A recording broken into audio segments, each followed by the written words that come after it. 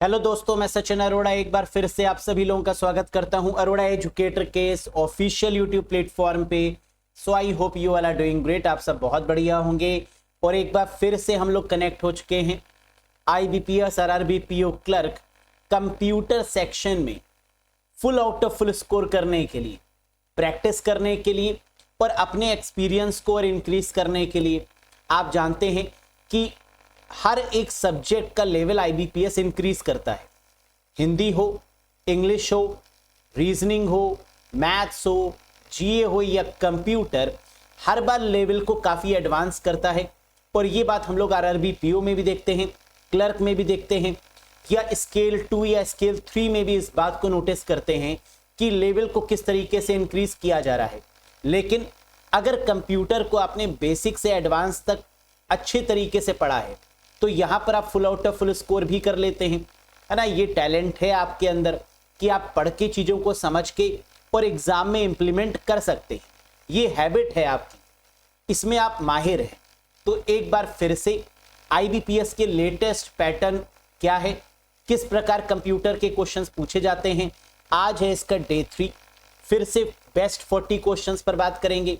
Day 1 और day 2 में आपने बेस्ट 40 क्वेश्चंस लगाए, जहां पर आपने बताया कि सर अच्छा स्कोर हो रहा है, रिवीजन हो रहा है एक बार फिर से, और कॉन्फिडेंस भी इंक्रीज हो रहा है। तो देखते हैं आज के सेशन में आप कितना स्कोर कर पाते हैं। Have a look guys.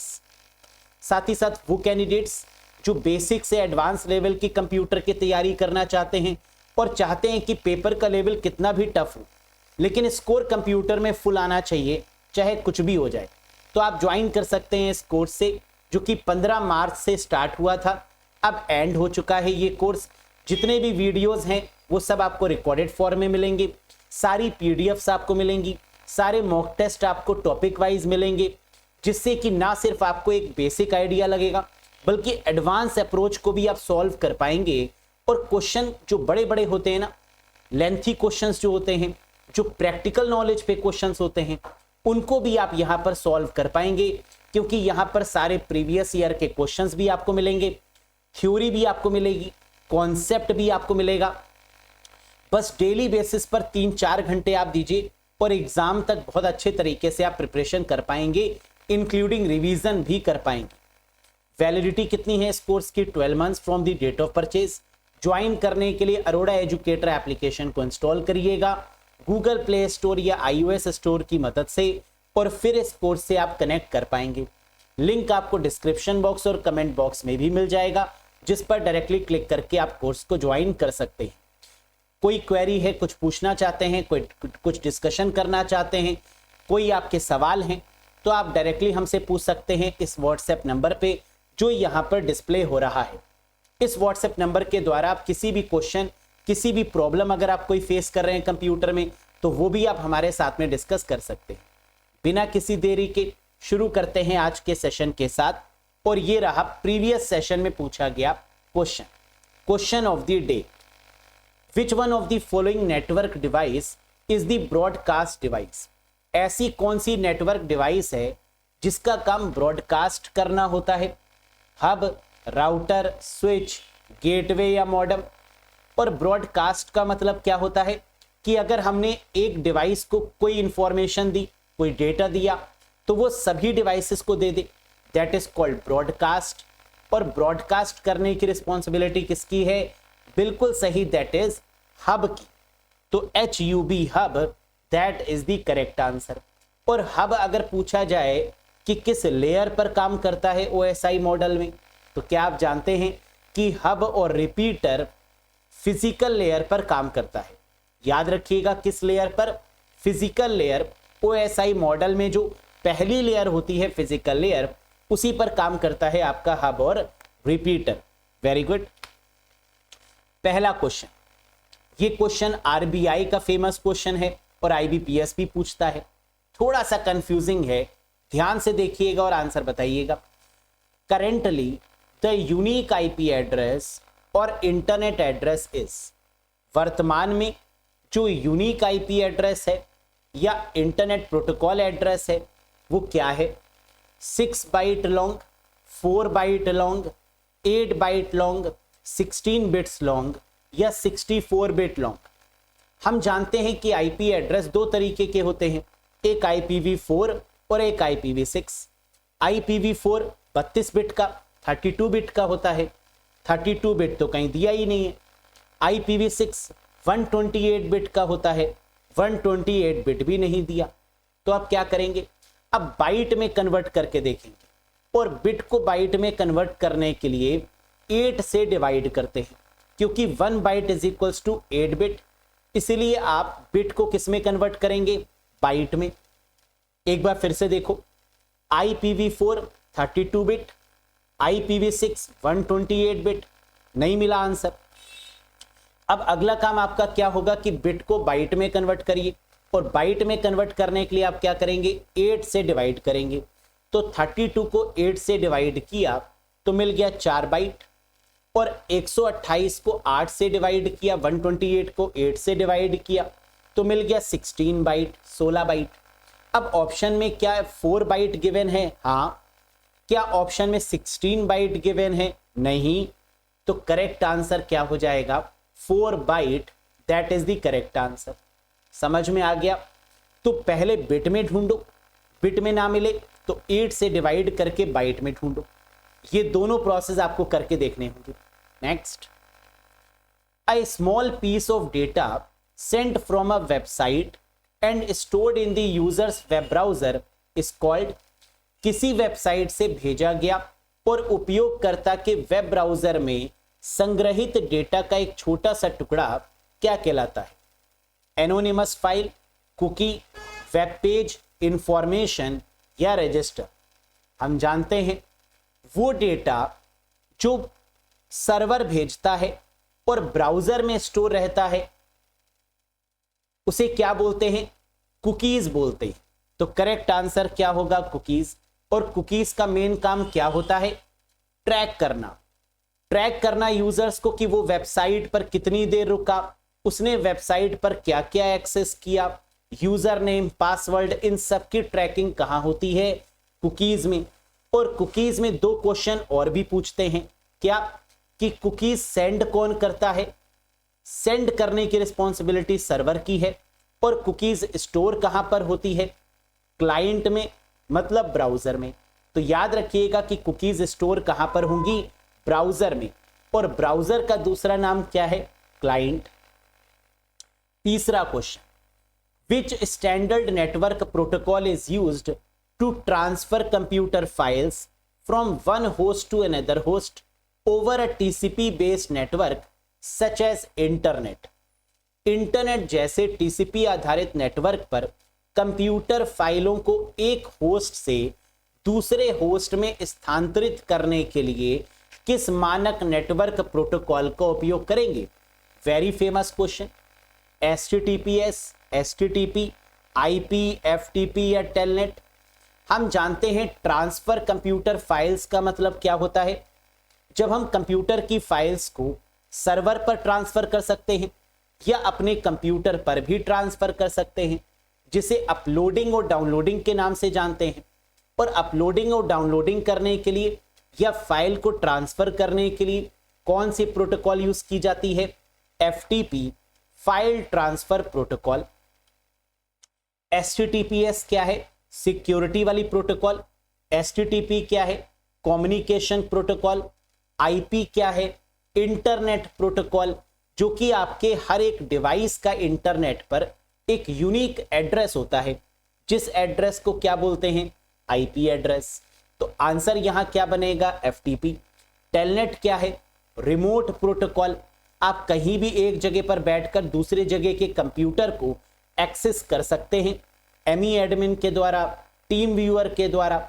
और ऐसी सॉफ्टवेयर्स को हैंडल करने के लिए जिस प्रोटोकॉल का यूज करते हैं वो है टेलनेट, जिसको रिमोट प्रोटोकॉल भी बोलते हैं।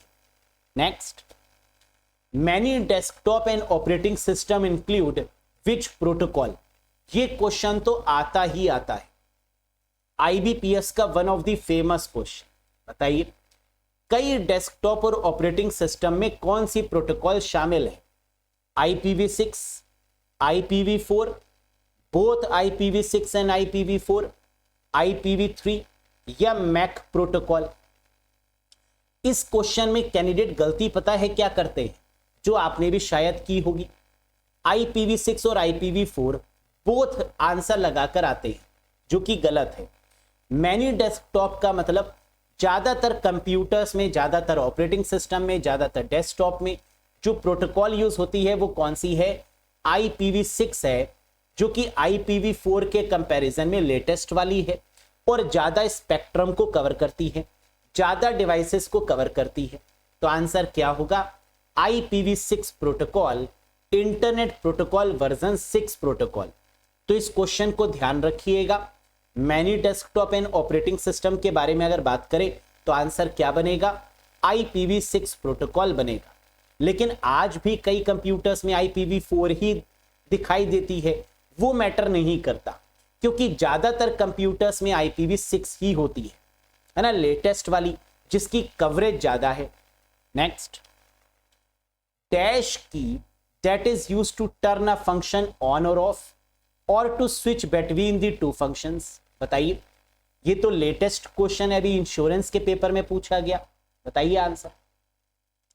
डैश कुंजी जिसका उपयोग किसी फंक्शन को चालू या बंद करने या दो फंक्शन के बीच स्विच करने के लिए किया जाता है, इसे क्या बोलते हैं, ऑन और ऑफ। ऐसी कौन सी की है कंप्यूटर में जिसका काम ऑन ऑफ करना होता है, शिफ्ट की, फंक्शन की, मॉडिफायर की, टॉगल की या ऑल्ट की। करेक्ट आंसर है टॉगल कीज। टॉगल कीज में कौन सी कीज आती हैं, कैप्स लॉक, नम लॉक और स्क्रॉल लॉक, यानी जिनके लास्ट में लॉक लगा होता है, these are called toggle keys. और इनका मेन काम क्या होता है, ऑन ऑफ करना। तो कैप्स लॉक, नम लॉक और scroll lock are called toggle keys या ऑन ऑफ कीज। याद रखिएगा इसको। नेक्स्ट, अच्छा एग्जाम में ये भी क्वेश्चन आता है कि टॉगल कीज कितने टाइप्स की होती हैं, तो आंसर होगा 3 types, caps lock, num lock और स्क्रॉल लॉक। या क्वेश्चन ऐसे भी पूछते हैं, कैप्स लॉक, नम लॉक और स्क्रॉल लॉक को किस नाम से जानते हैं, तो आंसर क्या होगा, टॉगल कीज। क्लियर है। मॉडिफायर कीज कौन सी होती है, जो अकेले काम नहीं करती, दूसरों के साथ में मिलकर अपनी फंक्शनैलिटी को बदल लेती हैं, these are called modifier keys. जैसे control, alt, shift, these are called the modifier keys, जो दूसरे के साथ में काम करती है। Control A, control B, control C, alt F4, shift, ये सारी आपकी क्या होती हैं, these are called modifier keys, जो दूसरे कीज के साथ में काम करेंगी और अपनी फंक्शनैलिटी को मॉडिफाई कर लेंगी, these are called modifier. Function keys कितनी होती हैं, F1 से लेकर F12 तक 12 और Fn को भी इंक्लूड कर लें तो 13। शिफ्ट कीज हम लोग जानते हैं, यूज कर चुके हैं, ऑल्ट कीज के बारे में भी जानते हैं। Next, dash is an accessibility feature design to assist users who may have difficulty holding down multiple keys simultaneously. बहुत प्यारा क्वेश्चन। डैश एक एक्सेसिबिलिटी सुविधा है जो उन उपयोगकर्ताओं की सहायता के लिए डिजाइन की गई है जिन्हें एक साथ कई कुंजियां पकड़ने में कठिनाई होती है। जैसे कई बार क्या होता है कि हम एक साथ कई सारी कीज नहीं दबा पाते और हमें कंप्यूटर में ऐसा करना पड़ता है, कंट्रोल, ऑल्ट, शिफ्ट, है ना, दबानी पड़ती हैं एक से ज्यादा कीज एक साथ। लेकिन कई सारे लोग क्या करते हैं, नहीं दबा पाते, उनके हाथ में प्रॉब्लम होती है। तो क्या कोई ऐसी फंक्शनैलिटी भी है जो मल्टीपल कीज को एक एक करके दबाने में मदद करती है, उसे क्या बोलते हैं, toggle keys, modifier keys, caps lock की, नम लॉक की या sticky keys. That is called sticky keys. Sticky keys का काम क्या होता है कि वो कीज जो हमें एक साथ दबानी होती है, अगर हम स्टिकी कीज को इनेबल कर देंगे तो उनको हम एक एक करके भी दबा सकते हैं। Answer is sticky keys. Clear है। तो difficulty holding down multiple keys, अगर परेशानी होती है कई सारी कीज को एक साथ दबाने में, तो अलग अलग करके भी उनको हम दबा सकते हैं with the help of sticky keys. याद रखिएगा। और ये क्वेश्चन तो बहुत ही पॉपुलर क्वेश्चन है। क्या है, to turn sticky keys on simply press the dash key 5 times in quick succession. Sticky key को चालू करने के लिए, स्टिकी कीज को अप्लाई करने के लिए बस डैश कुंजी को लगातार 5 बार दबाएं। किस की को 5 बार दबाते हैं? Tab, control, back space, shift या ऑल्ट? करेक्ट आंसर होगा शिफ्ट की। अगर आप शिफ्ट की को 5 बार दबाएंगे तो स्टिकी कीज आपकी इनेबल हो जाएंगी। तो आंसर क्या बनेगा? शिफ्ट की। एक क्वेश्चन ये भी आता है कि स्टिकी कीज के केस में किस की को कितनी बार दबाएं, यानी यहां पर 2 फिल इन दी ब्लैंक्स होते हैं। प्रेस दी डैश की dash time in quick succession. तो आंसर क्या होगा? Shift key 5 times. दोनों याद रखिएगा, shift key 5 times to enable the sticky keys.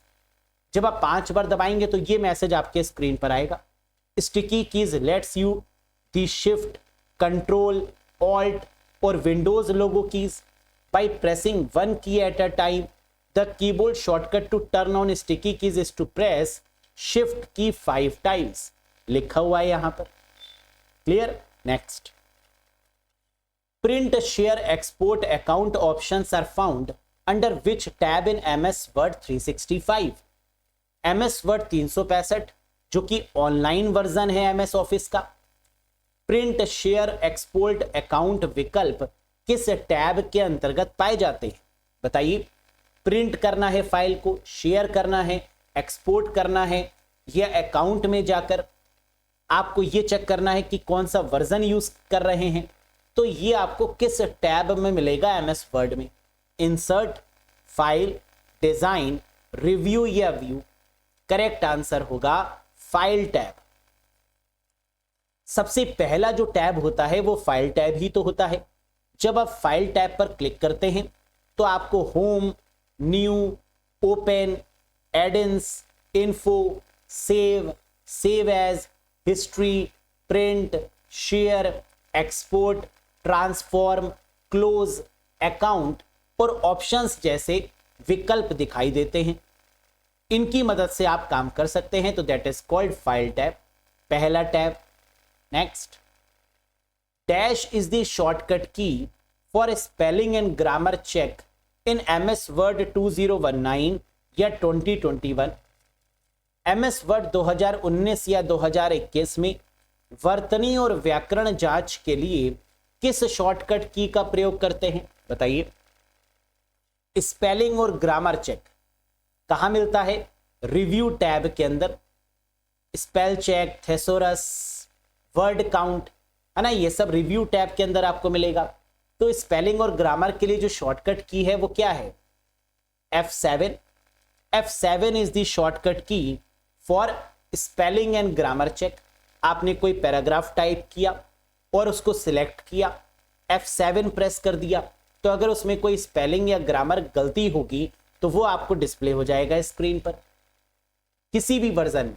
तो आंसर क्या बनेगा? F7।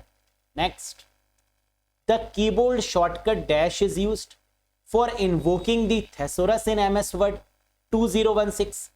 किसी भी वर्जन की बात करें और थेसोरस की बात करें कि MS वर्ड 2016 या किसी भी वर्जन में थेसोरस को लागू करने के लिए कीबोर्ड शॉर्टकट डैश का उपयोग किया जाता है। आप फिर से जानते हैं कि थेसोरस, स्पेलिंग एंड ग्रामर और वर्ड काउंट ये सारे ऑप्शन रिव्यू टैब में मिलते हैं। और आप ये भी जानते हैं कि थेसोरस का मतलब क्या होता है? सिनोनिम्स। अगर किसी पार्टिकुलर वर्ड के सिनोनिम्स अगर हमें चाहिए, सिमिलर वर्ड्स चाहिए, तो हम थेसोरस का यूज करेंगे। और इसकी शॉर्टकट की क्या होगी? Shift plus F7। Spelling and grammar की क्या होगी? F7। और थेसोरस की क्या होगी? Shift plus F7। याद रखिएगा, रिव्यू टैब के अंदर spelling and grammar, thesaurus, word count, read aloud, check accessibility, translate, language, new comment जैसे ऑप्शंस देखने को मिलते हैं। Next, how many total logic gates are there in Boolean algebra? Boolean algebra से भी 2-3 क्वेश्चन आते हैं एग्जाम में। बूलियन बीज गणित में कुल कितने लॉजिक गेट होते हैं? बहुत पॉपुलर क्वेश्चन है। Total number of logic gates in Boolean algebra is how many? 4 only, 2 only, 5 only, 7 only या 6 ओनली? करेक्ट आंसर है 7 लॉजिक गेट्स। 7 प्रकार के लॉजिक गेट्स होते हैं। कौन कौन से? बेसिक गेट पूछें तो एंड और नॉट गेट, एक्सक्लूसिव गेट पूछें तो एक्सऑर और एक्सनॉर गेट, और यूनिवर्सल गेट पूछें तो नैंड और NOR, that is called universal gate. तो अगर आप इनको जोड़े 3 + 2 + 2 तो क्या बनेगा? 7 गेट्स। अगर पूछे यूनिवर्सल गेट कितने होते हैं तो आंसर होगा 2। नैंड और नॉर। बेसिक गेट कितने होते हैं? 3। एंड और नॉट। एक्सक्लूसिव गेट कितने होते हैं? XOR XNOR. और टोटल लॉजिक गेट्स कितने होते हैं? 7। क्लियर है? Very good. By default how many worksheets are there in an MS Excel workbook 2021? Default रूप से MS एक्सेल वर्कबुक 2021 में कितनी वर्कशीट होती हैं? पुराने वाले वर्जन की बात करें 2007 से पहले वाले वर्जन तो बाय डिफॉल्ट 3 वर्कशीट होती थी, लेकिन नए वाले वर्जन्स की बात करें तो नए वाले वर्जन में बाय डिफॉल्ट कितनी देखने को मिलती है? 1 वर्कशीट। तो आंसर क्या होगा? 1 worksheet is the correct answer. 2019 की बात करें, 2021 की बात करें, 2016 वर्जन की बात करें, 365 वाले वर्जन की बात करें, इन सभी में जो बाय डिफॉल्ट वर्कशीट है वो कितनी है? 1 है ना, जैसे कि आपको दिख भी रहा है शीट 1 के नाम से। Next, what is the default margin set in MS word 2021? MS word 2021 में जो डिफॉल्ट मार्जिन है वो कितनी है? 0.5 इंच, 1 इंच, 1.5 इंच, 0.1 इंच या 2 inch? Very good, and the correct answer is 1 inch. Latest वाले वर्जन में जो बाय डिफॉल्ट मार्जिन दी गई है वो कितनी दी गई है? 1 इंच। लेकिन अगर पुराने वाले वर्जन्स की बात करें 2003 और इसके नीचे वाले वर्जन्स की बात करें तो इस केस में जो बाय डिफॉल्ट मार्जिन थी वो कितनी थी? लेफ्ट एंड राइट साइड में 1.25 इंच, टॉप एंड बॉटम में 1 इंच। लेकिन नए वाले वर्जन में चाहे लेफ्ट हो या राइट, टॉप हो या बॉटम, इन सब में फिक्स कर दी गई है, दैट इज 1 इंच। तो लेटेस्ट वाले वर्जन में पूछा जाएगा तो 1 इंच होगा, और पुराने वाले वर्जन में पूछा जाएगा तो देखना होगा कि लेफ्ट एंड राइट पूछ रहा हो तो 1.25 इंच, टॉप एंड बॉटम पूछ रहा हो तो 1 इंच होगा, है ना। और ये आएगा क्वेश्चन जरूर, डिफॉल्ट मार्जिन पूछा ही जाएगा MS वर्ड में, चाहे नए वाले वर्जन में या फिर ओल्ड वाले वर्जन में, तो इसको याद रखिएगा। Next, computer network topology which uses router is? बताइए, कंप्यूटर नेटवर्क टोपोलॉजी जो राउटर का प्रयोग करती है वो कौन सी है? टोपोलॉजी का मतलब आप जानते हैं क्या होता है? What do you mean by topology? Logical and physical connection of a computer over a network.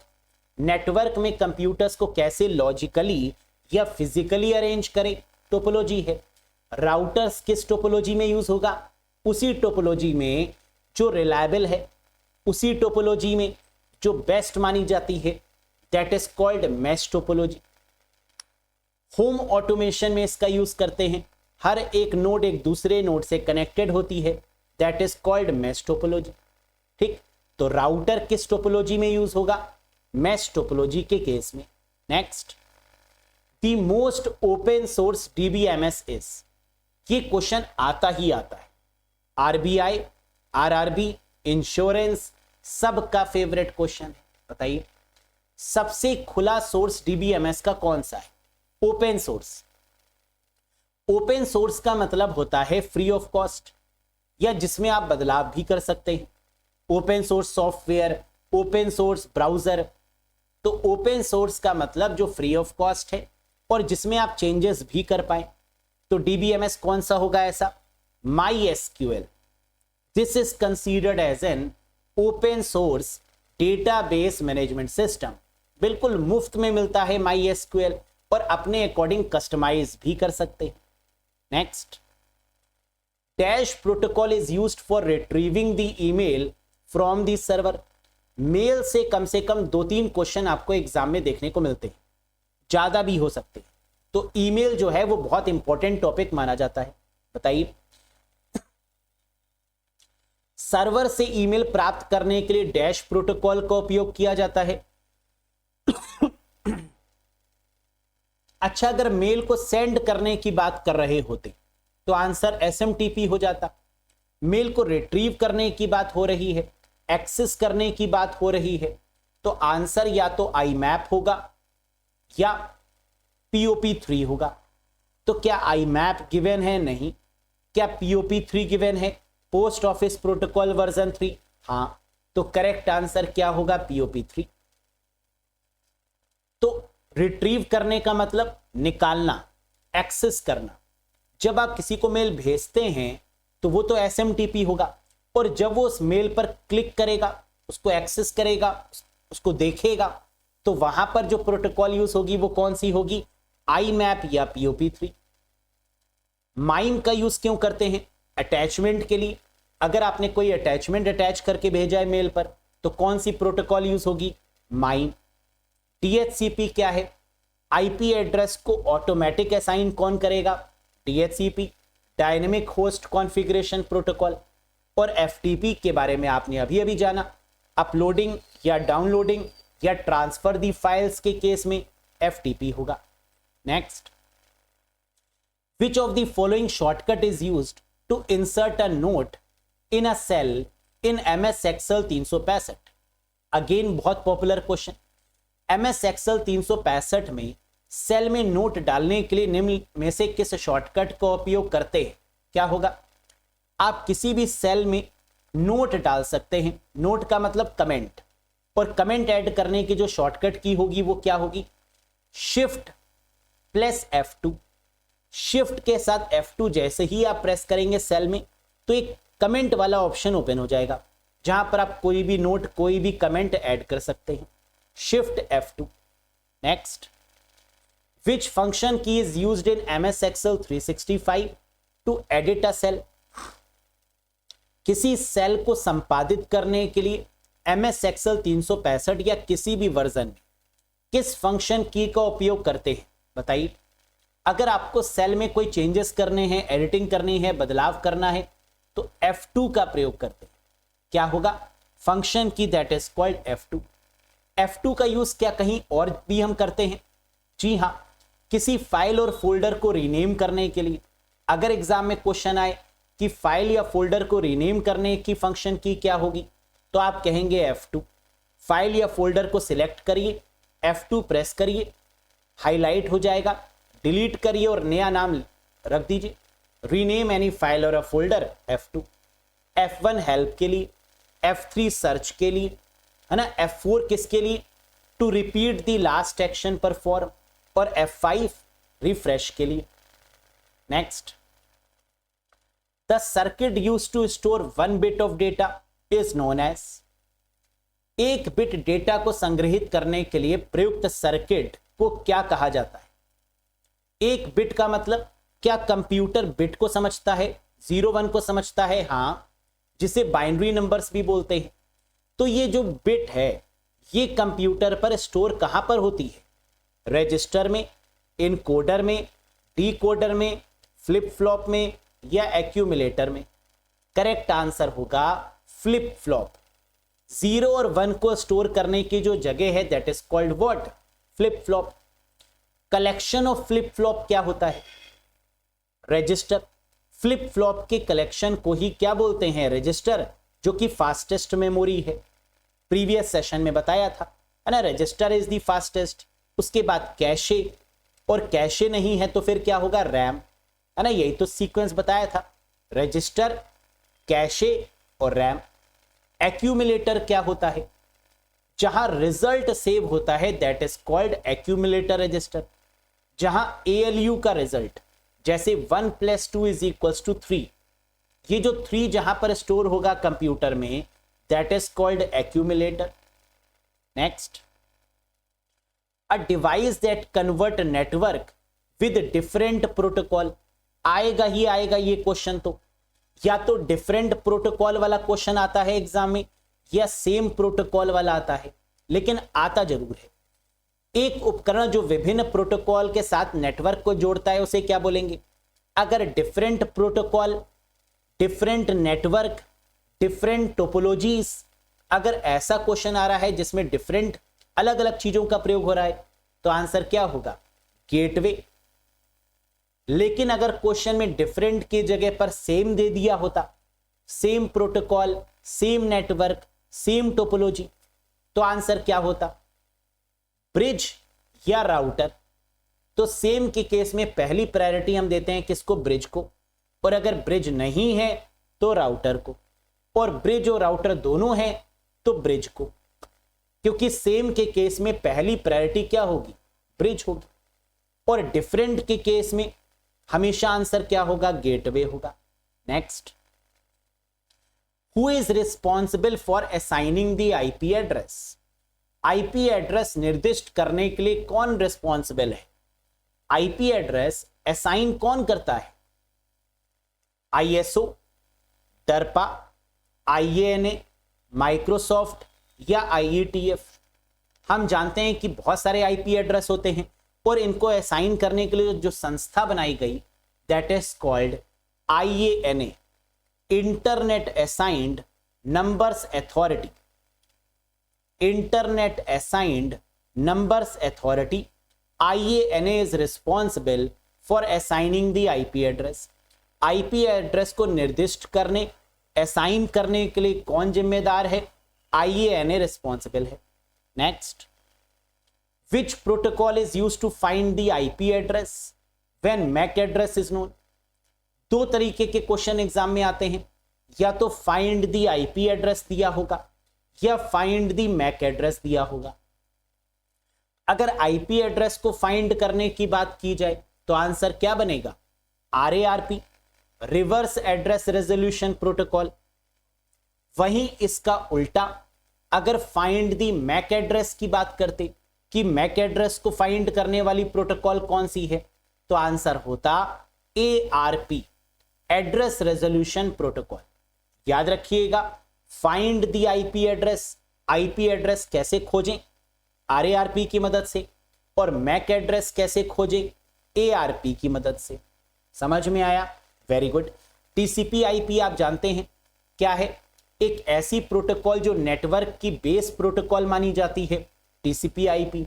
STTP communication protocol मानी जाती है, और UDP क्या है? सोचो, यूजर डेटाग्राम प्रोटोकॉल, जिसका यूज कहां होता है? ट्रांसपोर्ट लेयर पर। और UDP कैसी है? कनेक्शन लेस प्रोटोकॉल है। कनेक्शन ओरिएंटेड प्रोटोकॉल कौन सी है? TCP। और कनेक्शन लेस कौन सी है? UDP। Next, how many total links are required to connect 12 devices in a fully connected mesh network? RBI का क्वेश्चन, और ये क्वेश्चन बहुत फेमस है IBPS का। क्या है? पूरी तरह से कनेक्टेड मैश नेटवर्क में 12 डिवाइसेस को जोड़ने के लिए कुल कितने लिंक की आवश्यकता है? मैश टोपोलॉजी में अगर 12 कंप्यूटर लगे, 12 डिवाइसेस लगी हैं, तो कुल कितने लिंक एस्टैब्लिश होंगे? इसके लिए बस एक फॉर्मूला याद रखिएगा, n(n-1) डिवाइडेड बाई 2। जहां पर n का मान 12 है तो आंसर क्या बनेगा? n(n-1) divided by 2। n की जगह पर आपने क्या रखा? 12। 12 डिवाइडेड बाई 2, 12 गुणे 11 divided by 2, 12 multiply by 11 divided by 2। 12 multiply by 11 क्या होगा? 132, 132 डिवाइडेड बाई 2 क्या होगा? 66। That is the correct answer. लेकिन जरूरी नहीं कि क्वेश्चन में 12 डिवाइसेस यानी 12 डिवाइसेस ही गिवन हो। यहां डिवाइसेस कितनी भी गिवन हो सकती है, लेकिन क्या कोई फर्क पड़ेगा? नहीं, क्योंकि आपको जो फॉर्मूला अप्लाई करना है वो क्या करना है? n(n-1) डिवाइडेड बाई 2, जहां n की जो वैल्यू है वो क्या होगी? जो क्वेश्चन में डिवाइसेस की वैल्यू गिवन होगी। समझ में आया? तो इसका मतलब कि अगर 12 डिवाइसेस हैं तो मैश नेटवर्क में जो टोटल नंबर ऑफ लिंक बनेंगे वो कितने बनेंगे? 66 बनेंगे। Next, the software substituted for hardware and stored in ROM. सारे के सारे क्वेश्चन लाजवाब है आज। सॉफ्टवेयर को हार्डवेयर के स्थान पर प्रतिस्थापित किया गया और रोम में संग्रहित किया गया, क्या बोलेंगे इसको? वो सॉफ्टवेयर रोम में लिखे गए इंस्ट्रक्शंस को क्या बोलते हैं? हार्डवेयर या सॉफ्टवेयर के कॉम्बिनेशन को क्या बोलते हैं? बिल्कुल, firmware is the answer. Hardware और सॉफ्टवेयर के कॉम्बिनेशन को बोलते हैं फर्मवेयर। रोम में लिखे गए इंस्ट्रक्शंस को बोलते हैं फर्मवेयर। फर्मवेयर है क्या? जैसे टीवी का रिमोट हार्डवेयर है या सॉफ्टवेयर? तो आप कहेंगे सर दोनों है, हार्डवेयर भी है और सॉफ्टवेयर भी है, यानी फर्मवेयर है। जो सिग्नल पर जो लाइट लगी होती हैं वो हार्डवेयर है या सॉफ्टवेयर? तो आप कहेंगे सर दोनों है, हार्डवेयर है और सॉफ्टवेयर के द्वारा इसको ऑपरेट कर रहे हैं, फर्मवेयर है। सीसीटीवी कैमरा हार्डवेयर है या सॉफ्टवेयर? तो आप कहेंगे सर हार्डवेयर भी है और उसमें सॉफ्टवेयर भी एम्बेड है, यानी फर्मवेयर है। समझ में आया? Very good. Next, which of the following is not a valid characteristic of the Linux operating system? Linux सबसे सिक्योर अगर कोई ऑपरेटिंग सिस्टम है जिसमें वायरस एंटर नहीं कर सकता, लाइनेक्स है। 1991 में डेवलप किया गया लाइनस टोरवाल्ड के द्वारा, लाइनेक्स है। मल्टी प्रोग्रामिंग है, मल्टीटास्किंग है, मल्टी यूजर है, लेकिन रियल टाइम नहीं है। क्या कह रहा है? Not a valid characteristic. कौन सा निम्नलिखित में से लाइनेक्स ऑपरेटिंग सिस्टम का वैध विशेषता नहीं है? तो लाइनेक्स आपका रियल टाइम नहीं है, जबकि मल्टी प्रोग्रामिंग भी है, मल्टीटास्किंग भी है, मल्टी यूजर भी है।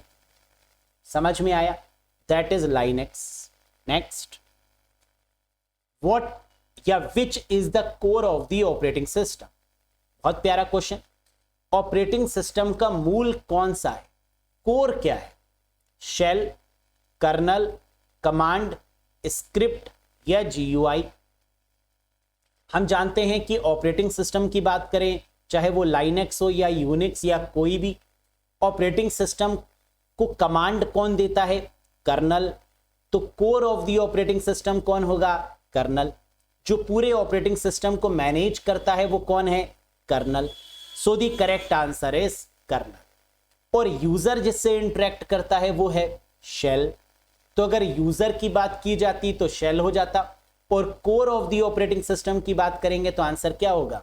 कर्नल। नेक्स्ट,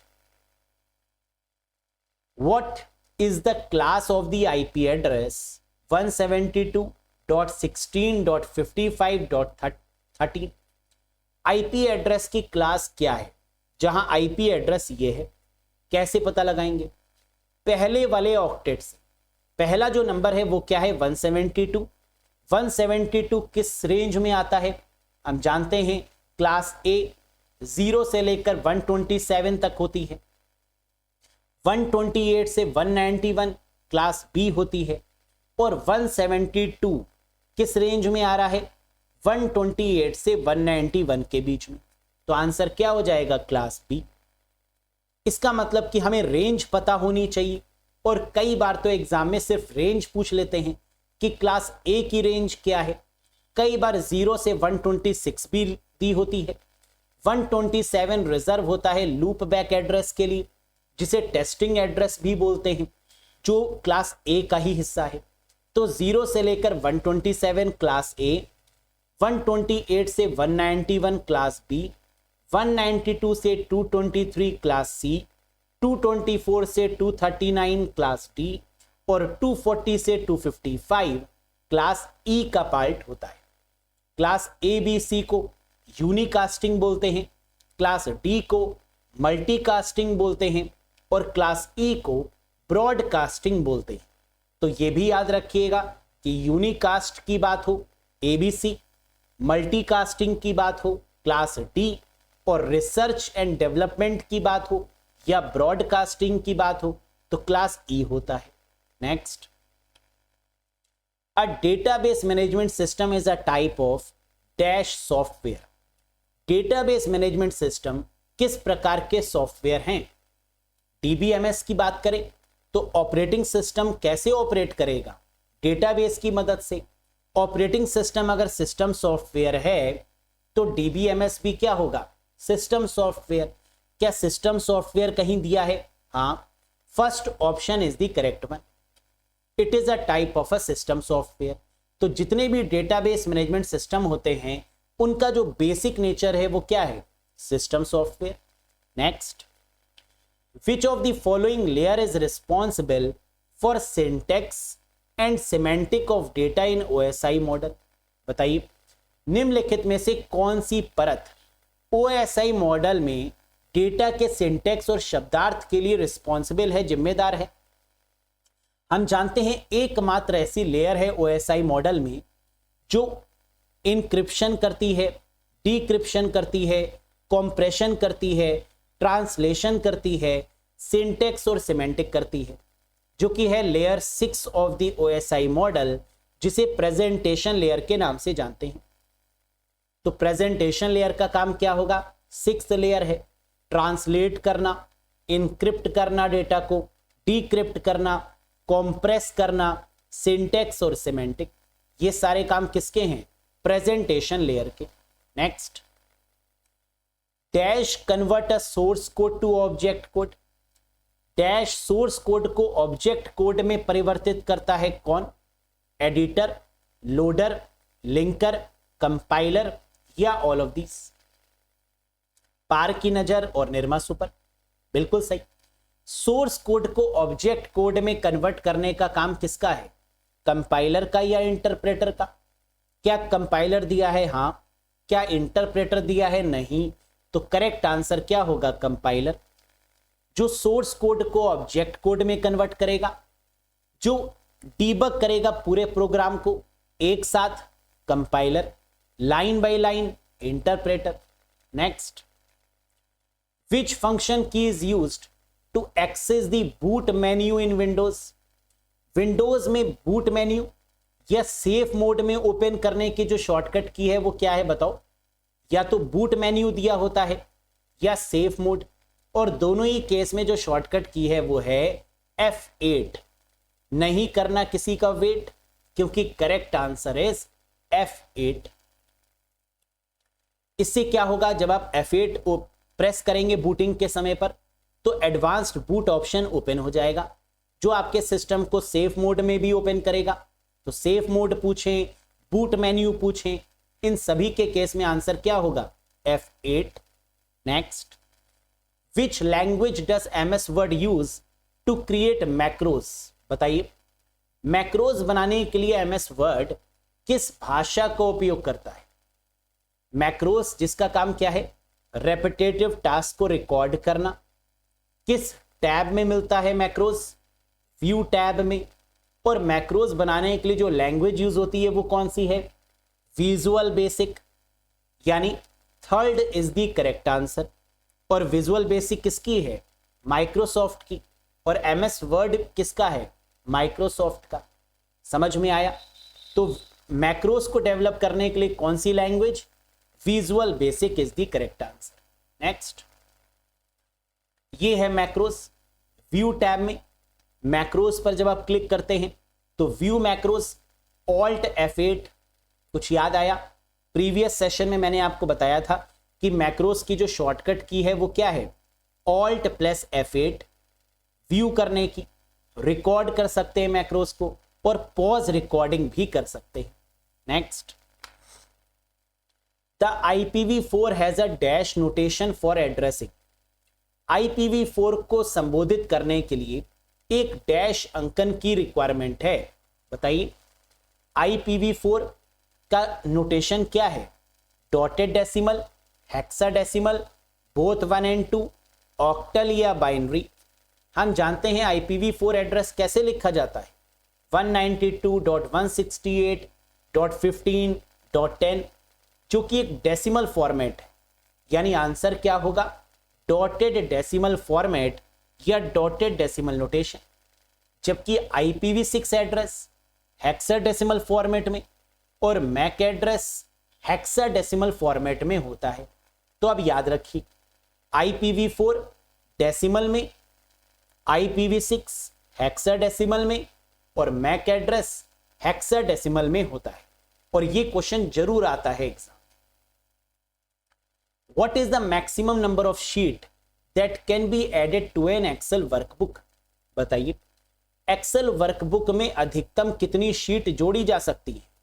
अभी हम लोग ने देखा था कि एक्सेल के केस में जो by default number of sheets हैं वो 1 है नए वाले केस में, और पुराने वाले वर्जन में कितनी है? 3। लेकिन मैक्सिमम कितनी शीट को जोड़ सकते हैं? Sheet 1, sheet 2, sheet 3, sheet 4, sheet 5, कितनी?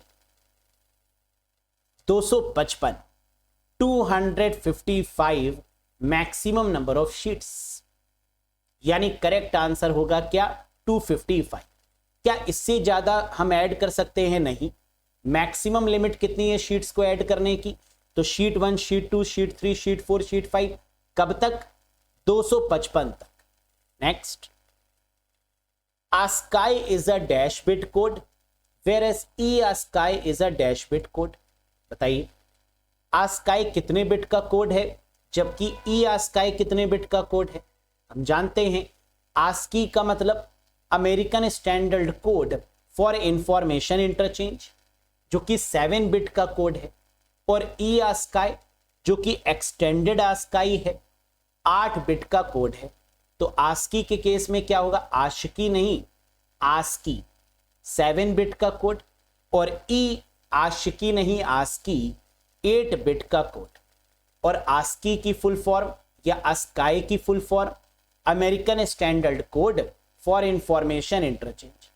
नेक्स्ट, इन MS Excel 2016 या किसी भी वर्जन में which of the following is a valid mixed cell reference? Cell referencing से एक्सेल में क्वेश्चन ना आए ऐसा हो नहीं सकता। कंफर्म है कि सेल रेफरेंसिंग से क्वेश्चन आएगा ही आएगा। आप जानते हैं एक्सेल में निम्नलिखित में से कौन सा वैध मिश्रित सेल संदर्भ है? मिक्स्ड सेल रेफरेंसिंग है। मिक्स्ड का मतलब या तो रो से पहले डॉलर या कॉलम से पहले डॉलर। क्या कहीं $1 आपको दिख रहा है जो या तो रो से पहले हो या कॉलम से पहले? जी हां, $1 हमें फर्स्ट ऑप्शन में दिख रहा है और 5th ऑप्शन, लेकिन 5th ऑप्शन में तो बाद में दिया है डॉलर, जो कि पॉसिबल नहीं। पहले दिया है किसमें? फर्स्ट ऑप्शन में, जो कि वैलिड है। तो $B5 ये भी सही है, या $5 होता तो वो भी सही होता। तो correct answer is option number 1। Cell referencing कितने प्रकार की होती है? 3 प्रकार की। कौन कौन सी? RAM, जय श्री राम से याद रखिएगा, रिलेटिव, एब्सोल्यूट और मिक्स्ड। रिलेटिव सेल रेफरेंस क्या है? A1 जिसमें कोई डॉलर का प्रयोग नहीं, A1, A2, B1, B2, C1, C3 कुछ भी हो, जिसमें कोई भी डॉलर नहीं, वो रिलेटिव। एब्सोल्यूट कौन सा? जिसमें रो और कॉलम दोनों से पहले डॉलर हो, जैसे $A, $1। A1 से पहले क्या है? डॉलर। A से पहले भी और 1 से पहले भी, यानी रो से पहले भी और कॉलम से पहले भी। तो ये हो गया absolute.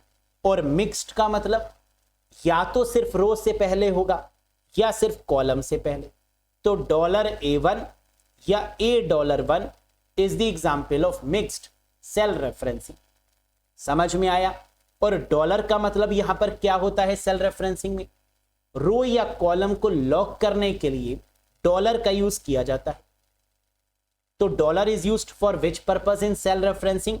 To lock the row और कॉलम, या तो रो या तो कॉलम को लॉक करने के लिए डॉलर का प्रयोग करते हैं। Next, name the latest Android operating system launched on dated 16 फरवरी 2024। बताइए, 16 फरवरी 2024 को लॉन्च किए गए नवीनतम एंड्रॉइड ऑपरेटिंग सिस्टम का नाम क्या होगा? Upside down cake, tiramisu, vanilla ice cream, Sonoma या डोनट। और हम जानते हैं जो लेटेस्ट एंड्रॉइड ऑपरेटिंग सिस्टम है वो कौन सा है? Vanilla ice cream. इससे पहले कौन सा था? अपसाइड डाउन केक, जिसको अपडेट करके क्या कर दिया गया? वेनिला आइसक्रीम, जिसे एंड्रॉइड 15 भी बोला जाता है, वेनिला आइसक्रीम भी बोला जाता है। और डेट ऑफ लॉन्च क्या है? February 2024। ये है इसका लोगो, आइसक्रीम। वाह वाह वाह, मजा आ गया है ना, पानी आ गया ना मुंह में। चलो, it can manage the whole printing process. बताओ, यह संपूर्ण प्रिंट प्रक्रिया का प्रबंधन कर सकता है। प्रिंटिंग प्रोसेस को मैनेज करने के प्रोसेस को क्या बोलते हैं? स्पूलिंग।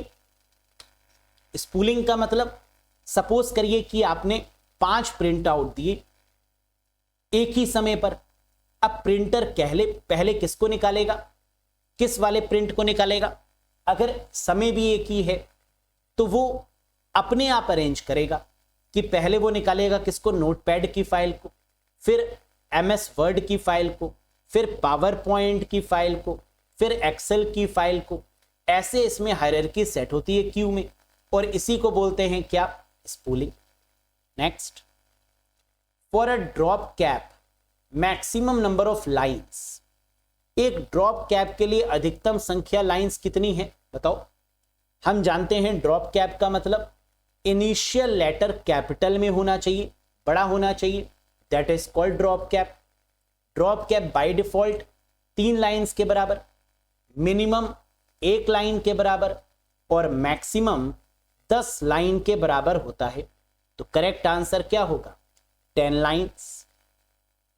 ड्रॉप कैप का मतलब, जैसे आपने देखा होगा न्यूज़पेपर में, मैगजीन्स में क्या होता है, जो पहला लेटर होता है वो काफी बड़ा दिया होता है, और इसी को बोलते हैं क्या, initial letter in a capital format in a bigger format, that is called drop cap. अगर पूछें कि मिनिमम नंबर ऑफ लाइंस कितनी हो सकती हैं, तो ये 1 लाइन के बराबर हो सकता है। मैक्सिमम कितनी लाइन के बराबर हो सकता है, ये 10 लाइन, इससे ज्यादा नहीं। और बाय डिफॉल्ट अगर आप कोई चेंजेस नहीं करते तो ये 3 लाइन के बराबर होगा, that is by default in nature. जो आपको दिख रहा है स्क्रीन पर 3 लाइंस के बराबर, ये बाय डिफॉल्ट है। Next, which search engine is most secure. ऐसा कौन सा सर्च इंजन है जो सबसे सुरक्षित है? गूगल, याहू, बिंग, डकडकगो या ऑल ऑफ दिस? हम जानते हैं ऐसा सर्च इंजन जो कि बहुत सिक्योर माना जाता है, जिसका यूज बेसिकली हैकर ही करते हैं, है ना, that is called DuckDuckGo, the most secure search engine. और अगर हम डकडकगो सर्च इंजन का प्रयोग कर रहे हैं तो इसके साथ में जो ब्राउजर होगा वो कौन सा होगा, Tor browser, the onion routing browser, जिसको टॉर बोलते हैं। तो डकडकगो के केस में टॉर ब्राउजर, और टॉर ब्राउजर के साथ में जो सर्च इंजन यूज होगा वो कौन सा होगा, डकडकगो होगा, है ना। ये दोनों बातें याद रखिएगा। तो 40 में से आपने कितना स्कोर किया, कमेंट करके बताइएगा। ये रहा क्वेश्चन ऑफ द डे, जिसका आंसर आप सभी लोग मुझे कमेंट बॉक्स में देंगे। क्या है ये question, which one of the following folder is used to store deleted email. निम्नलिखित में से किस फोल्डर का उपयोग हटाए गए ईमेल को स्टोर करने के लिए करते हैं? मान लीजिए कि आपसे कोई मेल गलती से डिलीट हो गया या इंटेंशनली जानबूझ के किया आपने। अब वो मेल कहां पर स्टोर होगा ये बताइए, ट्रैश में, स्पैम में, इनबॉक्स में, ड्राफ्ट में या रिसाइकिल बिन में, और कितने दिन तक वहां पर रुकेगा ये भी बताइए। किस फोल्डर में रहेगा डिलीट करने के बाद ये भी बताइए, और कितने दिन के लिए वहां पर रहेगा ये भी बताइएगा कमेंट में। तो कैसा लगा आपको ये सेशन? पसंद आया हो तो लाइक करिएगा, चैनल पर नए हो तो सब्सक्राइब जरूर करिएगा, और साथ ही साथ अगर कंप्यूटर बेसिक से एडवांस लेवल तक theory wise, concept wise, MCQ wise, topic wise, previous year के सारे क्वेश्चंस, चाहे वो RBI हो, RRB हो या इंश्योरेंस के, इस तरीके से पढ़ना चाहते हैं सिस्टमैटिक वे से, ताकि एक नंबर भी कटे नहीं, पेपर का लेवल कितना भी टफ क्यों ना हो, आप full out of full score कर पाए। अगर ये स्ट्रेटजी आपकी है तो ये कोर्स आपके लिए है। अरोड़ा एजुकेटर एप्लीकेशन इंस्टॉल करिएगा गूगल प्ले स्टोर या iOS स्टोर से, फिर जुड़ जाइएगा इस कोर्स के साथ। IBPS RRB PO clerk full computer course basic to advance. कोई क्वेरी है कुछ पूछना चाहते हैं, कोई डाउट है कोर्स के रिगार्डिंग, दिए गए नंबर पे व्हाट्सएप कर दीजिएगा। कोई कंफ्यूजन है इस सेशन को लेकर जो चल रहा है, जिसमें आपने 40 क्वेश्चंस देखे, क्वेश्चन के रिगार्डिंग कोई डाउट है, कुछ पूछना चाहते हैं, कमेंट कर दीजिएगा और पूछ लीजिएगा। कैसा लगा आपको ये सेशन बताइएगा जरूर। क्या कॉन्फिडेंस इंक्रीज हो रहा है या नहीं ये भी बताइएगा। और आज के सेशन में स्कोर आपका कितना रहा, क्या इन क्वेश्चंस को आप कर पा रहे हैं ये भी बताइएगा, क्योंकि एग्जाम में जो क्वेश्चन का लेवल होगा वो सेम टू सेम होगा, ऐसे ही क्वेश्चन आपको मिलेंगे। और इवन डे बाय डे आपका लेवल क्या हो रहा है, टफ हो रहा है। तो अब अगला सेशन जो होगा वो थोड़ा सा और टफ होगा, ताकि एग्जाम में अगर टफेस्ट लेवल के क्वेश्चन पूछे गए, क्योंकि एग्जाम का जो लेवल होता है वो टफ ही तो है, लेकिन अगर आपने पढ़ा है तो नथिंग इज टफ, है ना। आप जानते हैं 40 में से 40 क्वेश्चन आप ही तो सही करते हैं। तो ये जज्बा है आपके अंदर, ये जुनून है आपके अंदर, ये सिलेक्शन लेने की जो जिद है आपकी, है ना, यही आपको सबसे अलग बनाती है, जिसके लिए कोई मोटिवेशन की रिक्वायरमेंट नहीं, क्योंकि आप खुद मोटिवेटेड है। आप खुद जानते हैं कि इस जॉब की आपको कितनी रिक्वायरमेंट है, आप खुद जानते हैं कि कितने लंबे समय से आप इसके लिए प्रिपरेशन कर रहे हैं, और आप जानते हैं कि ये जॉब मिलने का मतलब कि आप अपने घर की पूरी समस्याओं को, पूरी परिस्थिति को बदल सकते हैं, और ये आप ही कर सकते हैं। उम्मीद है कि आप सब अच्छे से पढ़ रहे होंगे, मन लगाकर पढ़ रहे होंगे, और ये आखिरी के जो दिन हैं ये काफ़ी क्रूशियल होते हैं रिवीजन के पॉइंट ऑफ व्यू से, लर्निंग के पॉइंट ऑफ व्यू से। तो अपनी हेल्थ का भी बहुत ध्यान रखिएगा, अपने माता पिता का भी बहुत ध्यान रखिएगा। मिलेंगे बहुत जल्द नेक्स्ट सेशन में फिर से एक बार बेस्ट 40 क्वेश्चंस के साथ। Till then bye bye and take care. Thank you very much guys.